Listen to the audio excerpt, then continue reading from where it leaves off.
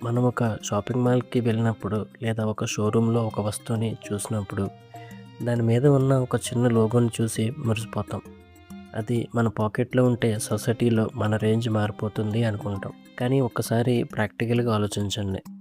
ఒక మామూలు టీ షర్ట్‌కి, ఒక బ్రాండెడ్ టీ షర్ట్‌కి తయారీ ఖర్చులో పెద్ద తేడా ఉండదు. రెండూ ఒకటే కాటన్, రెండూ ఒకే మిషన్ మీద తయారవుతాయి. కానీ ఒకదానికి ₹100 ఉంటే ఇంకో దానికి వేల రూపాయల్లో తేడా ఉంటుంది.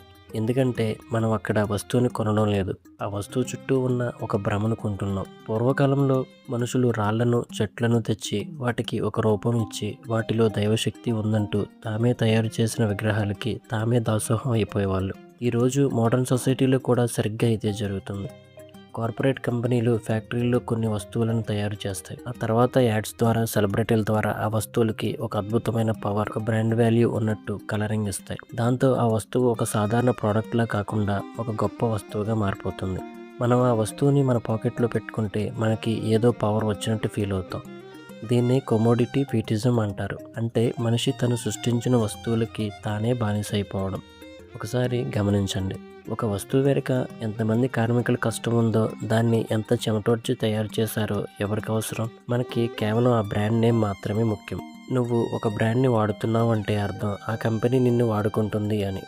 వాడు నీ అభద్రతా భావాన్ని, నీ భయాన్ని క్యాష్ చేసుకుంటున్నాడు. ఈ బ్రాండ్ వేసుకోకపోతే నువ్వు వెనుకబడిపోతావు అనే ఒక ఇన్ఫీరియారిటీ కాంప్లెక్స్ని నీ మైండ్లో క్రియేట్ చేస్తున్నాడు. నువ్వు కష్టపడి సంపాదించిన డబ్బుని ఆ నకిలీ ఇమేజ్ కోసం వాళ్ళ అకౌంట్లో పోస్తున్నావు. ఇక్కడ వస్తువులు మనుషులను కంట్రోల్ చేస్తున్నాయి తప్ప మనుషులు వస్తువులను కాదు. ఈ మాయలో నుండి బయటపడాలి అంటే వస్తువులని వాటి ఉపయోగాన్ని బట్టి చూడడం నేర్చుకోండి. ఒక ఫోన్ అనేది మాట్లాడడానికి, ఇన్ఫర్మేషన్ తెలుసుకోవడానికి ఏ బ్రాండ్ అయితే ఏంటి? అలాగే మనం వేసుకునే బట్టల్లో కూడా లోగో ఉంటే ఎంత, లేకపోతే ఎంత. ఎప్పుడైతే నువ్వు వస్తువులకి ఇచ్చే ఆ అదనపు వాల్యూని కట్ చేస్తావో అప్పుడు నీ దగ్గర వెలకట్టలేని డబ్బు మిగులుతుంది, ప్రశాంతత దొరుకుతుంది. నువ్వు నీ పర్సనాలిటీతో గుర్తింపు తెచ్చుకోవాలి తప్ప నువ్వు వేసుకునే బ్రాండ్లతో కాదు. చివరిగా ఒకే ఒక మాట. కార్ల్ మార్క్స్ ఒక అద్భుతమైన కోట్ చెప్పారు. పెట్టుబడిదారీ వ్యవస్థలో ప్రతి మనిషి ఇంకొకటిలో ఒక కొత్త కోరికను పుట్టించడానికి చూస్తాడు. తద్వారా వాడిని ఒక కొత్త బానిసగా మార్చడానికి ప్లాన్ చేస్తాడు. ఈరోజు నీకున్న కోరికలు నీవి కావు, అవి మార్కెట్ నీకు ఇచ్చినవి. ఆ నిజం తెలుసుకోండి.